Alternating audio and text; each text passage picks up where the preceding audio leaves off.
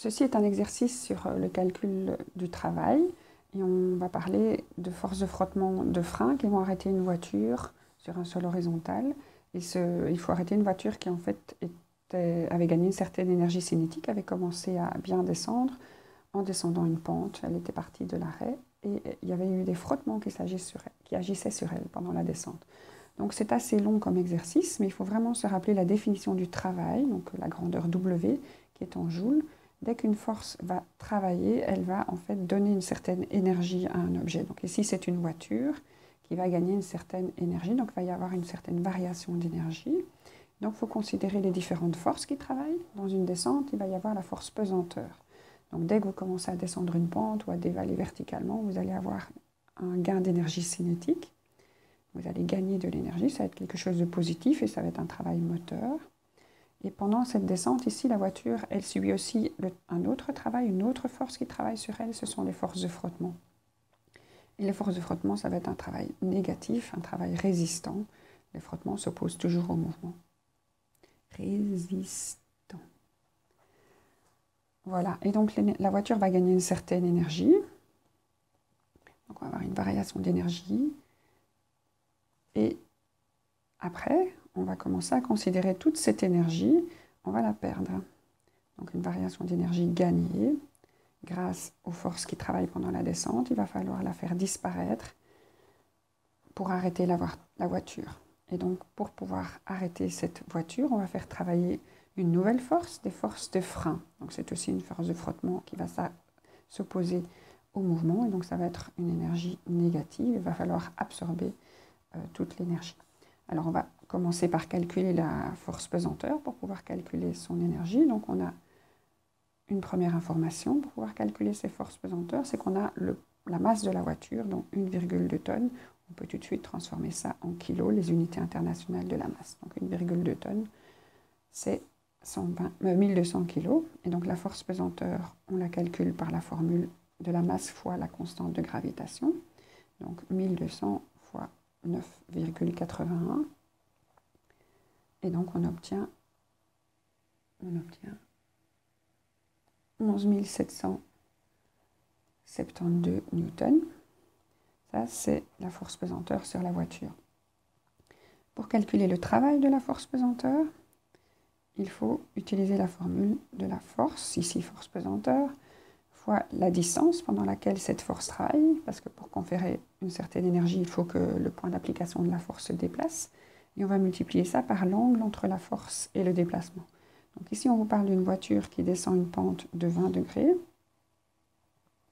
La force pesanteur est une force verticale.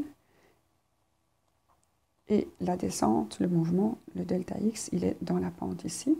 Et donc l'angle qu'il faut retrouver, c'est cet angle alpha ici. Alors il faut bien se rendre compte qu'entre la verticale et l'horizontale, on a bien un angle droit. Qu'on a l'angle de la pente qui fait les 20 degrés. Et donc on a un triangle rectangle ici. Entre un angle droit et 20 degrés, ça fait déjà 110 degrés, donc il nous reste 60 degrés. Ou 70 ? Non, 70 degrés, je vais y arriver. Donc la somme des angles d'un triangle fait 180. Donc 180, ce sont les angles d'un triangle, moins l'angle droit, parce qu'il y a un angle droit entre la force pesanteur et l'horizontale, moins 90 degrés de l'angle droit, moins 20 degrés de ma pente, et je retrouve l'angle ici, vertical, donc le troisième angle de mon triangle rectangle, qui vaut donc 70 degrés. Et donc l'angle alpha, il vaut 70 degrés. C'est alpha entre la force pesanteur et le delta X. Toujours prendre l'angle entre la force et le déplacement. Et donc pour calculer le travail de la force pesanteur, je vais multiplier les 11 772, ma force pesanteur, fois mon déplacement. On dit que la voiture s'est déplacée sur 10 mètres. Donc j'ai mon delta X dans la descente de 10 mètres. C'est une donnée. Je multiplie donc la force pesanteur par 10 fois le cosinus de mon angle entre la force pesanteur et le delta X, donc mon cosinus de 70. Et quand je fais ce calcul-là, j'obtiens un travail assez important de 40 262 joules. 40 262 joules. Donc ça, c'est un travail qui est positif, c'est normal, il est moteur, c'est le travail de la force pesanteur. Donc il est positif, il est moteur. Le deuxième travail qui travaille dans la pente, c'est les forces de frottement. Et donc la formule, c'est toujours la même, la force fois le déplacement fois le cosinus de l'angle entre la force et le déplacement. Donc dans ce cas-ci, la force de frottement, on a une information dans l'énoncé, on vous dit que les forces de frottement valent 5% du poids. Donc je prends 5% de mon poids, et donc je prends mes 11 772, mon poids, fois 5 divisé par 100, c'est ça 5%, et j'obtiens comme force pesanteur 588,6. Et ce sont des newtons comme la force pesanteur.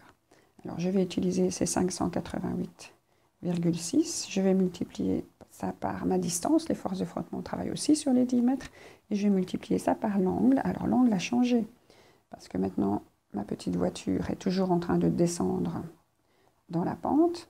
Les forces de frottement, elles s'opposent toujours au mouvement. Donc j'ai des forces de frottement qui vont parfaitement en arrière, toujours. Et donc l'angle ici, alpha, pour les forces de frottement, il vaut 180. Toujours pour les forces de frottement, ça s'oppose au mouvement, c'est toujours un angle plat à l'envers.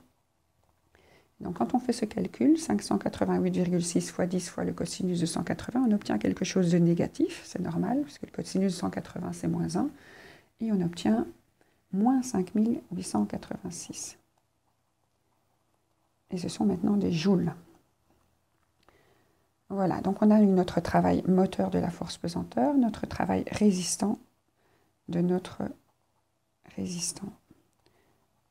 forces de frottement. Et donc on va pouvoir en tenir compte ensemble. Donc notre plus 40 262, c'est le travail de la force pesanteur, auquel j'additionne quelque chose de négatif qui vaut 5886, et j'obtiens comme variation d'énergie, comme tout ce qui a été donné comme énergie à la voiture, j'obtiens 34 374 joules. Et donc ça, c'est la variation d'énergie de ma voiture, grâce aux deux travails qui a fonctionné. Alors ceci, je vais pouvoir l'utiliser dans la deuxième partie de l'exercice, qui est, je veux calculer les forces de frottement. La question qu'on vous demande, c'est quelles sont les forces des freins, quelles sont des forces de frottement, mais particulières ici dans la voiture. Et ce que je vais bien me dire, c'est que ma voiture, elle doit perdre. Donc l'énergie gagnée était de 34 774, et l'énergie à perdre, elle va être exactement la même, mais avec un signe négatif. À la fin, j'aurai une absence d'énergie, puisque je dois m'arrêter, je dois aller jusqu'à l'arrêt. Elles doivent arrêter la voiture, et donc il faut absolument perdre toute cette énergie. Donc les forces de frottement, les forces des freins doivent être égales exactement à toute l'énergie qui était gagnée avant, mais avec un signe négatif. Ça va? Donc l'énergie à perdre est égale à l'énergie gagnée avec un signe négatif. Moins, parce que c'est à perdre. Ok, alors on a donc le travail des freins, et on cherche la force. Donc on va toujours utiliser la même formule, mais pour une troisième force, la force des freins, qui vaut donc la force des freins fois le delta x fois le cosinus alpha.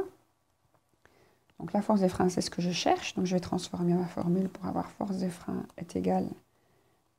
Alors, pour transformer cette formule-ci, j'envoie le delta x en dessous et le cos alpha en dessous aussi. Donc la force des freins est égale au travail de la force des freins, divisé par la distance sur laquelle ils vont travailler, multiplié par le cosinus de l'angle. Alors, le travail des freins, je le connais, c'est toute l'énergie que la voiture avait absorbée, enfin avait reçue avant, il faut l'absorber maintenant, donc c'est 34 374 joules négatifs. Le déplacement, ces freins, ils vont travailler maintenant sur 2 mètres. On descendait sur 10 mètres, et on doit s'arrêter en 2 mètres. Donc le delta x ici, il est de 2 mètres. Donc je multiplie, non je ne multiplie pas, je divise par les 2 mètres, le delta x est ici en bas. Et alors le cosinus alpha pour les freins, donc sur mon horizontale ici, je me déplace à l'horizontale maintenant, dans la deuxième partie du mouvement, après la descente. Et les freins vont toujours s'opposer au mouvement. Donc les forces de frein, ce sont des forces de frottement. Et donc l'angle est bien de 180 à nouveau. Donc alpha égale 180 degrés. Donc je fais fois cos 180. Et donc je vais avoir une certaine force qui vaut plus, puisque j'ai un moins et un moins 1 ici pour le cos 180. Donc je vais avoir une force positive de 17 180. Et ce sont des newtons. Et donc on a répondu à la question, quelle est la force qu'exercent les freins d'une voiture pour que cette voiture puisse s'arrêter en 2 mètres. La voiture fait 1,2 tonnes et elle avait gagné de l'énergie. Donc les freins doivent vraiment s'adapter à toute l'énergie qu'elle avait gagnée. On veut s'arrêter en 2 mètres. Elle avait gagné de l'énergie par une descente sur une certaine pente, sur une certaine distance, avec une certaine importance de force de frottement. Donc c'est un exercice assez complexe, mais pas impossible.